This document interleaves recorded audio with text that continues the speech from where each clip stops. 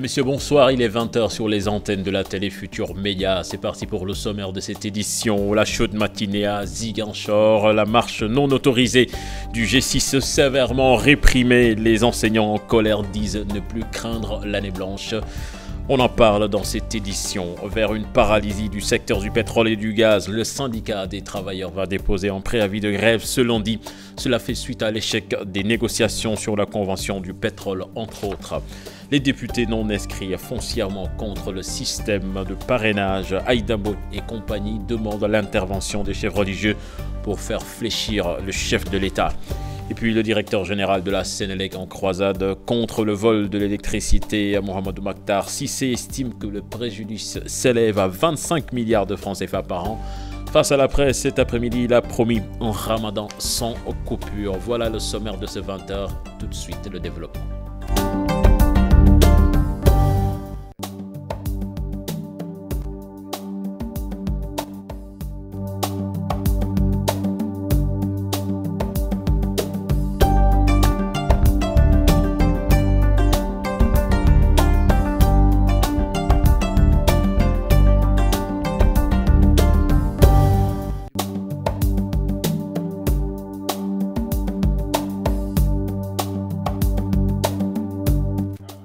Bienvenue à toutes et à tous. La marche non autorisée du G6 s'est soldée par l'arrestation de 23 personnes et 6 blessés à Ziguinchor et cela fait suite aux affrontements entre enseignants et forces de l'ordre. Les manifestants disent ne plus craindre l'année blanche. Là-dessus, nous allons suivre la correspondance signée Boubacar Diassi et Lamine Magnan. Certainement, on y reviendra dans quelques instants. L'élément n'est pas encore en place. On fait signe que c'est bon. Au cœur du quartier d'affaires de Ziguinchor, des affrontements opposent les agents du GMI aux enseignants du G6 soutenus par des élèves.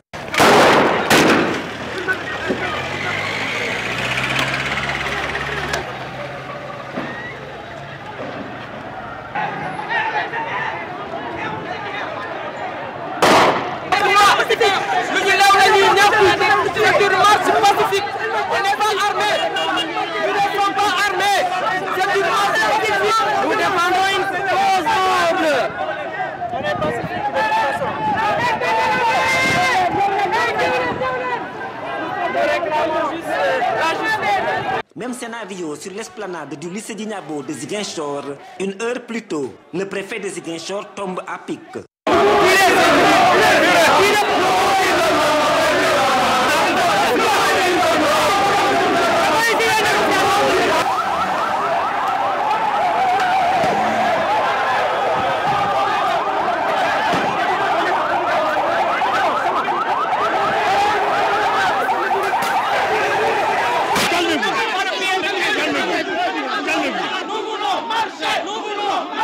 Les enseignants marchent, mais ne déposeront jamais leur mémorandum entre les mains de l'autorité, car leur marche a avorté. En démocratie, c'est inacceptable.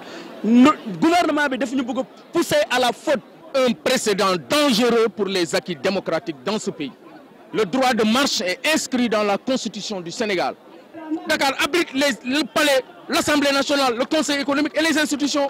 On nous a autorisé. La peur est aujourd'hui dans le camp du gouvernement. Cela démontre une fois de plus que le gouvernement a choisi la voie de la confrontation en lieu et place de solutions concrètes. Ils sont déterminés, l'année scolaire est menacée. Tout ce qui arrivera, le gouvernement sera responsable. Les enseignants ne seront pas comptables ou responsables d'une année blanche. C'est le gouvernement qui a pris des engagements devant le peuple, les élèves, les parents d'élèves qui n'ont pas respecté. C'est le gouvernement qui n'a pas su profiter d'une année d'accalmie pour matérialiser ces accords. C'est le gouvernement qui a fait de l'intoxication et de la désinformation. C'est le gouvernement qui a installé le Sénégal dans la crise et qu'il se le tienne pour dit. On peut tromper une partie du peuple. On peut tromper le peuple pendant un certain temps, mais on ne peut pas continuer à tromper les enseignants. Et nous avons compris que nous ne serons plus les vaches, les laissés pour compte de la fonction publique. Les syndicalistes parlent de 23 personnes arrêtées, dont une femme et un élève, qui ensuite ont tous été libérés. Ils parlent aussi de 6 blessures légères qui ont toutes été prises en charge. Boubacar Diassi, merci. Grève en vue également dans le secteur du pétrole et du gaz. Le syndicat des travailleurs du secteur va déposer un préavis de grève dès ce lundi. L'échec des négociations sur la convention collective du pétrole, entre autres motifs avancés, Cheikh Diop et compagnie déplorent le mutisme des autorités. Compte rendu de leur conférence de presse, signé Fatima Taba et Moudou Diop. Plus rien ne va dans leur secteur, ont-ils dit. Ces professionnels du pétrole et du gaz font face à beaucoup de difficultés, de la convention collective du pétrole à la situation actuelle de la SAR. Cheikh Diop s'explique. Ce qui se passe aujourd'hui à la SAR nous inquiète au plus haut niveau et nous interpellons l'État pour qu'il prenne ses responsabilités parce que le secteur du pétrole ne peut pas accepter l'arrêt des activités de la SAR pour quelque cause que ce soit. Nous sommes prêts à accompagner les plans de relance. Nous avons engagé des négociations pour la convention. Des accords de principe ont été retenus devant le ministère du Travail. Depuis février, ils font le mort. Ils ne veulent plus en parler. Et ça, le syndicat du pétrole ne peut pas l'accepter. Un préavis de grève sera déposé ce lundi pour Abdourahmane Sissoko et compagnie. Le nouveau ministre de l'Énergie n'a jamais cherché à les rencontrer. Le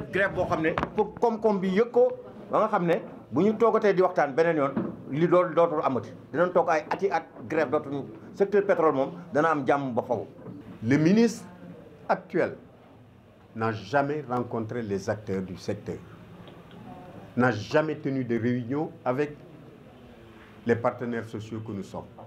Celui qui l'a précédé également. C'est ce qui fait qu'aujourd'hui,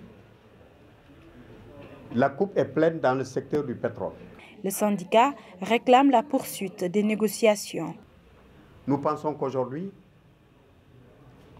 le syndicat du pétrole doit se remobiliser pour, d'une part, les relations professionnelles qui ont eu toujours cours dans le secteur puissent se poursuivre dans les normes et dans les règles. Au-delà des négociations, il urge également de réguler le secteur selon ces professionnels, très déterminés à aller jusqu'au bout de leur combat. Dans ce temps, le mouvement des tailleurs du Sénégal est très remonté contre le ministre de la formation professionnelle Mamadou Talla, qu'il déclare persona non grata dans les 45 départements du Sénégal. Il lui reproche entre autres d'être indifférent à leurs préoccupations. Là-dessus, nous écoutons cette correspondance signée Ndongo Ndiaye et Babacar Diouf. Tout sauf leur ministre de tutelle, les tailleurs du Sénégal ne veulent plus voir celui qui préside aux destinées du ministère de la formation professionnelle, de l'apprentissage et de l'artisanat. Ils lui ont d'ailleurs interdit tout déplacement dans les départements du Sénégal. Nous sommes le cœur de cette population. Les artisans constituent 70% de la population du Sénégal. Quand on dit que l'État a augmenté les salaires, ça n'a pas changé. Les gens disent toujours que le pays est maquis. C'est parce que le secteur artisanat, les petites et moyennes entreprises n'atteignent pas leur source de vie.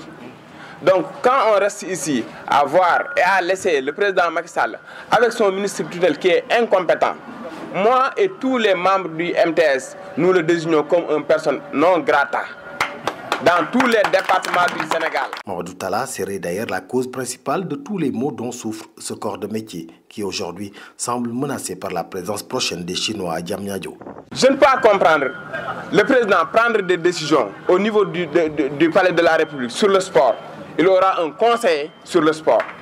Quand il prend des décisions sur la pêche, il aura des conseils sur la pêche. Mais quand il s'agit de l'artisanat, ils disent que les artisans, non, ce n'est pas un problème. Ça veut dire que le président, même s'il respecte, ils ne connaissent pas la force de ces filières. Les cordonniers sont déjà ravagés par les Chinois.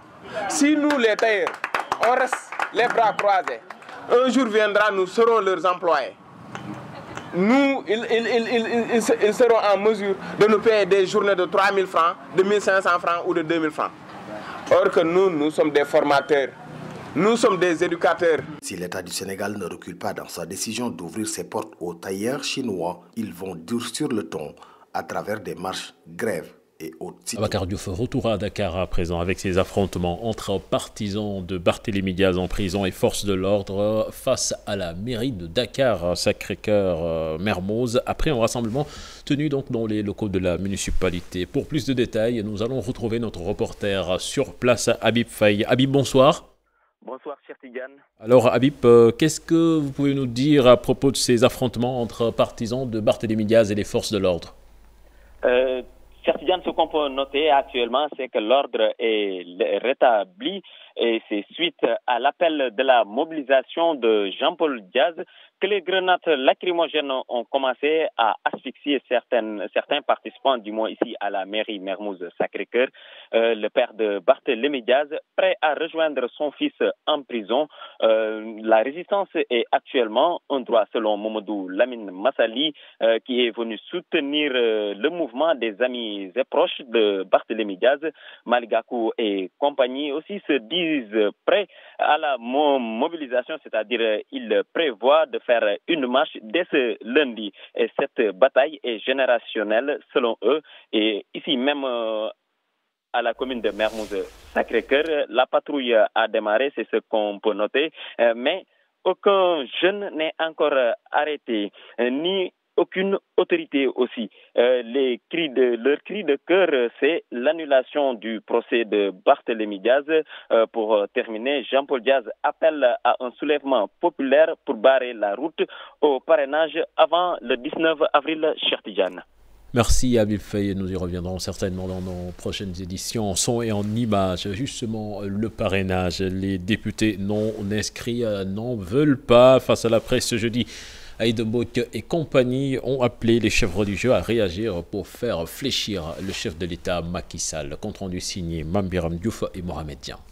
Elle coordonne le groupe des non-inscrits ce mois-ci. Aïda Mbodj et ses camarades ne veulent pas que la loi sur le parrainage passe, de la riposte face à ce qu'ils qualifient de forcing. Il y a des leaders d'opinion, il y a des sages dans ce pays, il y a les marabouts et nous continuons d'interpeller leur conscience pour leur demander d'anticiper et d'aller vers quand même quelque chose qui pourrait apaiser le climat. Parce que l'heure est grave et tout le monde est braqué dans sa position, ce qui n'est pas normal. Et nous l'avons dit tantôt, c'est-à-dire que ceux qui pensent que le pouvoir est amusant confondent pouvoir et abus de pouvoir. Or, c'est André Malraux qui l'avait dit et je pense qu'il faut relever cela. Nous ne pouvons pas tolérer cet abus de pouvoir parce que ce n'est pas parce qu'on assume des fonctions qu'on doit profiter de ces fonctions pour faire n'importe quelle modification qui vous profite. La conférence des présidents tenue ce jeudi le déplace à la commission technique avant la plénière jeudi. Il s'agira de revoir les dispositions modifiant la Constitution d'abord. Ce que nous avons eu à dénoncer, parce que comme vous le savez, il y a eu bel et bien verrouillage, donc clause d'éternité au niveau de l'article 103 à l'alinéa 7. Parce que tout cela concerne le mode d'élection. On a dit, on n'a pas parlé du mode de scrutin, on n'a pas parlé de l'éligibilité, mais on a parlé d'un package qui concerne le mode d'élection du chef de l'État. À partir de ce moment, dès qu'on parle d'un point qui pourrait entraîner une inéligibilité, ça veut dire qu'on a touché à un point qui constitue une clause d'éternité et un point auquel on ne devait pas toucher. Les députés non inscrits mènent le combat aux côtés du groupe Liberté et Démocratie et appellent le peuple à la place Soweto le jour du vote du projet de loi sur le parrainage. Mambiram Diouf, le M23 dit non en 23 juin bis pour s'opposer au projet de loi instituant le parrainage des candidatures à la présidentielle de 2019. Pour la structure, les pourfendeurs du projet ne versent que dans la manipulation. Il faisait face à la presse, le M23, son secrétaire général. Je vous propose d'écouter au micro d'Ibrahim Khan et Younous Diatta. Le parrainage des candidats indépendants n'a jamais posé de problème aux hommes politiques. Jamais. Pourquoi ne devrait-il pas accepter de se soumettre à cette obligation de parrainage pour tous et à toutes les élections? Pour la mémoire des martyrs de la révolution citoyenne du 23 juin et au nom de la vérité historique, personne ne doit assimiler le projet du 23 juin 2011 à celui instituant le parrainage. Vouloir assimiler le parrainage au projet de loi présenté à l'Assemblée nationale le 23 juin 2011 relève de la pure manipulation et d'une tentative manifeste d'installer le chaos dans le Sénégal sans prétexte légitime. Les arguments des pourfendeurs du projet ne peuvent aucunement convaincre des citoyens, les citoyens épris de paix et de justice, de démocratie. Toutes les inquiétudes sur le projet de loi. Pour Aminata Touré, les pourfendeurs du parrainage sont libres de manifester. L'ancien Premier ministre soutient également qu'il n'y aura pas de 23 juin bis, puisque le contexte est différent. Je propose de l'écouter. On est très loin de tout cela. Si vous comparez les deux raisons, le 23 juin 2011, il s'agissait de faire marche arrière. La loi qui devait lever la barre des 50%, instituer quasiment un dauphinat. C'est pour ça que les Sénégalais, toutes en obédience confondue, se sont levés comme un seul nom pour dire non. Là, on va vers des décisions qui consolident. C'est plutôt le contraire. La consolidation, comme je l'ai dit, c'est davantage organisé. Alors, est-ce que vous saviez qu'on disait un candidat, pour être conseiller municipal, il faut être un électeur? Vous le savez. Pour être candidat à la députation, il faut être également un électeur. Donc, c'est une harmonisation. Si on le demande pour le conseiller municipal, on le demande pour le député, il est normal qu'on le demande également pour le président de la République. C'est aussi simple. Mais non, parce que la vie ne se résume pas. Voilà, le soleil ne tourne pas juste autour de la tête de ce monsieur. Comme je vous l'ai dit, lorsque vous allez à une élection municipale, vous devez être un électeur pour figurer sur les listes. A fortiori, si vous voulez diriger un pays. Logique pour logique. Vous voyez, lorsqu'on explique les choses, on voit bien qu'il n'y a absolument, disons, rien de suspect. En tout cas, l'APR compte descendre sur le terrain pour sensibiliser les Sénégalais sur le système de parrainage. C'est ce qu'a fait savoir à Aminata Touré pour la responsable apériste. Il y a de la désinformation et le dispositif mis en place par le secrétariat exécutif national de l'APR va dans le sens de faire voir clair les citoyens. Les détails dans cet élément signé Al-Hassan Ba et Tierno Laurent Mendy. La responsable apériste veut établir la réalité. Le système de parrainage a suscité et continue de susciter moult polémiques. Évidemment, on est dans une période préélectorale où l'essentiel c'est voilà, de créer des problèmes. Et il y a eu une commission de concertation. Tout cela pouvait être discuté à la commission de concertation. Oui, l'opposition ne souhaite pas dialoguer ou se concerter. Mais je peux vous dire encore une fois, comme cela a été dit par le président de la République lui-même, il est ouvert au dialogue. Il a institué... Il est prêt à retirer le projet? Non, il ne s'agit pas de retirer le projet. Il s'agit de discuter du contenu du projet. Si l'opposition a des éléments de proposition ou de contre-proposition à faire, mais qu'ils viennent les faire.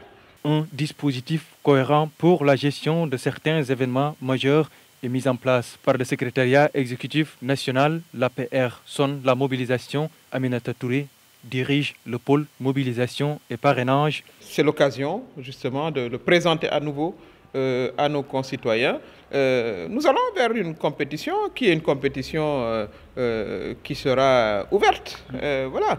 Comme je l'ai dit, il faut que l'opposition, disons, bande un peu les muscles, mais le Sénégal sait voter, les Sénégalais savent voter, les Sénégalais aussi ont de la maturité, ils savent comprendre lorsqu'on leur explique. Et c'est dans cette campagne d'explication que nous allons nous engager. Pour l'ancien Premier ministre et envoyé spécial du chef de l'État, le projet de loi sur le système de parrainage va participer à consolider notre démocratie. À mon avis, ça va également faciliter les regroupements.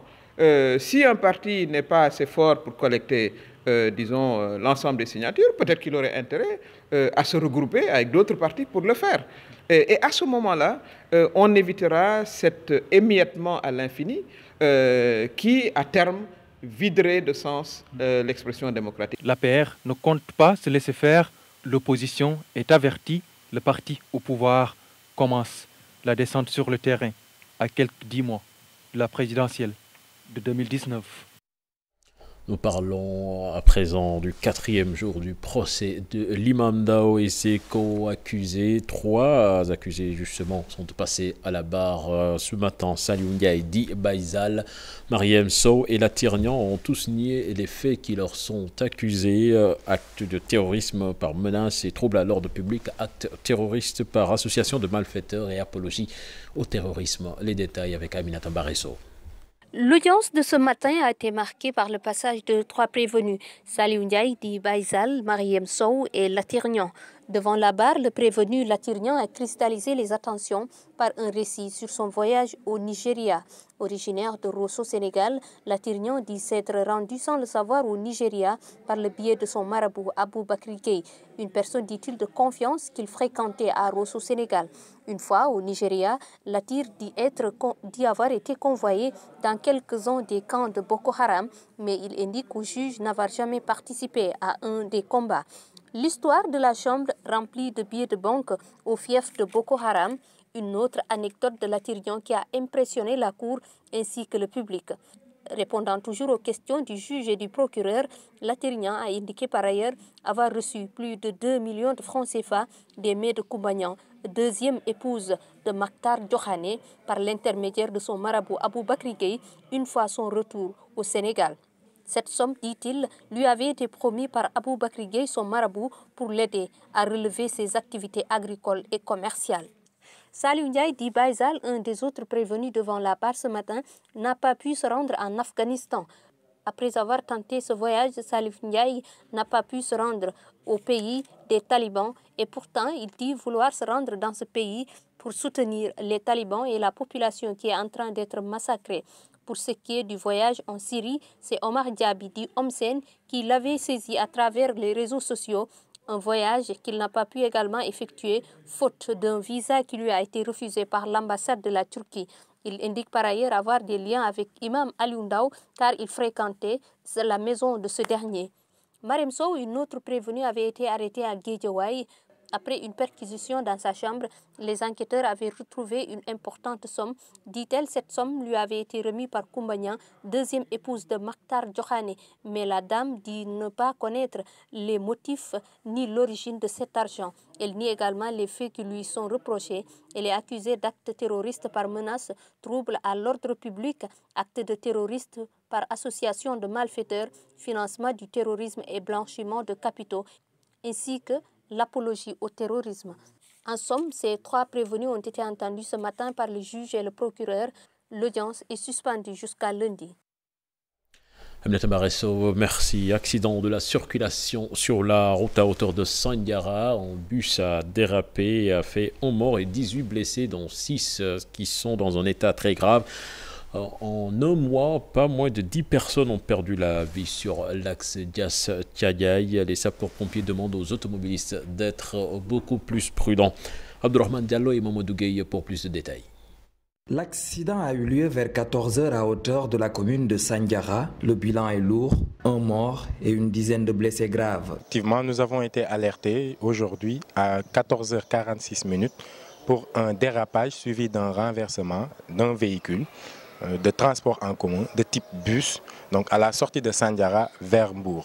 Effectivement, à l'arrivée, donc nous avons pu dénombrer 19 victimes, dont 6 blessés graves et malheureusement, nous le déplorons, donc une victime décédée des suites de l'accident. Nous enregistrons beaucoup d'accidents ces derniers temps qui sont essentiellement dus effectivement à une partie de négligence des différents conducteurs et donc nous les exhortons à s'engager davantage, à montrer beaucoup plus de sollicitude et donc à se montrer beaucoup plus vigilants relativement aux différents tronçons qui donc couvrent le secteur de Mbour. En moins de mois, une dizaine de personnes a perdu la vie sur l'axe Dias-Thiadiaye.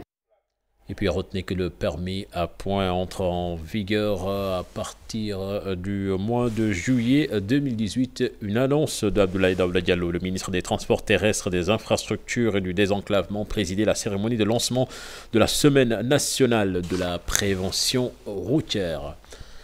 Piroum Nderi, c'est dans la commune de Touba Toul et 20 autres villages. Les populations sont sorties en masse pour dire non à la privatisation de leurs forages. L'État a décidé d'impliquer en effet des opérateurs privés dans la gestion des forages ruraux. Pour les populations de Piroum Nderi, cette réforme de l'hydraulique rurale va entraîner la hausse du prix de l'eau.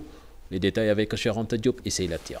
Les habitants de Piroum Nderi et 20 autres villages ont tenu leur sit-in devant la grande place publique du village pour alerter les autorités. Les populations disent non à la privatisation de leurs forages. Nous disons non à l'effort et à l'accaparement des forages ruraux. Nous sommes en droit de soulever quelques questions. Quelle est alors cette logique qui veut qu'on sanctionne négativement ceux qui ont véritablement fait de la gestion sobre et vertueuse? Tout ce qui nous révolte et nous perturbe, c'est de vouloir confiner les assuforts. Nous disons non, non et non. Avec l'effort, l'eau déjà chère en zone rurale, plus qu'en zone urbaine, le sera davantage dans le cadre du PEPAM. Compte tenu de tout cela, ces populations soutiennent que le président de la République est alerté sur les sérieuses menaces qui pèsent sur le vécu quotidien des villageois, l'agriculture et l'élevage. L'orientation majeure demeure la décision d'impliquer des opérateurs privés dans la gestion des forages. Cet état de fait entraînera inévitablement des surcoûts qui seront imputés aux consommateurs. Ceci occasionnera une hausse du prix de l'eau. Les chefs de village, les jeunes et les femmes se sont dirigés vers le forage, un scandant « Touche pas à mon forage ». La Sénélec, de son côté, s'élève contre le vol de l'électricité. Une perte annuelle est estimée à 25 milliards de francs CFA par an pour la Société nationale d'électricité. Le directeur de la Sénélec, qui faisait face à la presse, en a profité pour promettre un ramadan sans coupure de courant. Je propose d'écouter, il est interrogé par Mambiram Diouf. Rien que ce matin, j'ai émis un chèque de 10 millions pour, comment on les appelle, un alerteur, pour utiliser un mot qui nous a permis de recouvrer une fraude de 500 millions de francs CFA. Donc c'est dire que nous encourageons les Sénégalais dans un élan de civisme à dénoncer les cas de fraude parce que c'est leur argent. Sénélec est une entreprise publique et l'impact sur leur consommation est réel. La fraude nous coûte 25 milliards par année. Et quand on le dit, on dit comment c'est possible. Là, je vous dis, juste un cas, 500 millions, une journée. On est sorti de la gestion exceptionnelle des événements ou des périodes. On est dans une gestion normalisée de la fourniture de l'électricité. Des pannes arriveront en Ramadan, hors Ramadan ou pas, mais pour qu'il y ait des soucis particuliers liés à la chaleur ou pas, je pense que cela c'est derrière nous. Maintenant, un outil, une machine c'est une machine, comme je dis souvent. Des pannes peuvent arriver, des accidents peuvent arriver, nous ne le souhaitons pas, mais nous nous organisons pour que quand il y a des interruptions, nous puissions rétablir l'électricité dans les meilleures conditions, dans les meilleurs délais. Et puis un véhicule scolaire et une machine iodeuse créée par des étudiants de l'école supérieure polytechnique de Dakar. Le ministre de l'enseignement supérieur a salué la prouesse de ces étudiants. Marie Taounian espère que cela fera tache d'huile. Nous l'écoutons au micro de Chertidiane John et Modou Pape Sangonebay plutôt. À travers laquelle j'ai pu remarquer et j'ai pu voir de visu les réalisations de cette école. Évidemment, ces réalisations pédagogiques ne sont plus à décrire puisque c'est une école qui a formé énormément de techniciens supérieurs, d'ingénieurs de qualité, une école reconnue au niveau international qui a une coopération avec de grandes écoles d'ingénieurs, particulièrement en France et ailleurs, mais c'est aussi une école dont les enseignants-chercheurs, les élèves ingénieurs, les techniciens sont en train de développer des innovations très importantes. Parmi ces innovations, je citerai, je dirais, celle de l'heure, particulièrement cette voiture qui transporte de l'énergie, la machine à ioder le sel et ensuite le biodigesteur qui est en cours de test. Et aussi cette maison fabriquée avec des matériaux locaux, mais aussi ces laboratoires, puisque au sein de l'école, nous avons des laboratoires reconnus internationalement. Et puis en mode culture, avant de refermer cette édition, les artistes sénégalais Malal Tall alias Fou Malade et Niagas présentent leur nouvel album Ousseynou ak Hassan. Un album qui parle entre autres des maux qui gangrènent la société sénégalaise. Il faisait face à la presse ce matin. Compte rendu signé Fatou Bintou Kanté et Pape Sangoné Mbaye. Yes, Fou Malade, Niagas, Ousseynou, Hassan.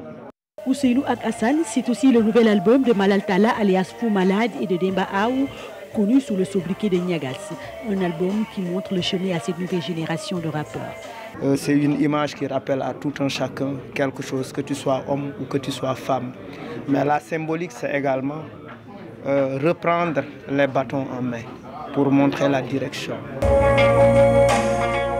Cet album de 12 titres revient sur les réalités de la vie quotidienne au Sénégal, les maux qui minent la société sénégalaise.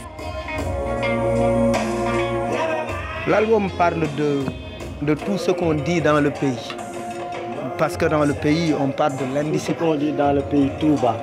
Oui, c'est-à-dire l'indiscipline des citoyens qui font n'importe quoi, qui n'ont aucun rapport sérieux avec le bien public, mais également de l'incorrection de nos autorités. Le littoral bradé. Yalla par exemple. C'est la condition des artistes. Ça veut dire que tu peux être artiste, tu es connu, tu es vu par tout le monde, en commençant par ma mère. Si elle regarde mon clip à la télé, elle va me dire envoie-moi quelque chose. Ça veut dire que c'est-à-dire se faire voir à la télé, c'est en même temps avoir de l'argent, être riche. Et ça, c'est pas le cas des artistes. Au bout de cet album, un style afro-trop et pop-rap. Une diversité de sonorités, des rythmes variés. Beaucoup de sonorités, on retrouve le jazz, on retrouve quelques notes traditionnelles, etc.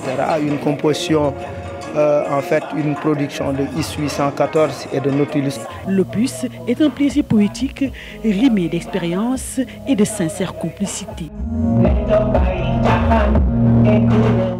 Merci à vous Fatou Bintou Kanté. C'était le dernier élément de ce journal. Prochain rendez-vous pour l'information. Ce sera à 0h avec le tout en images.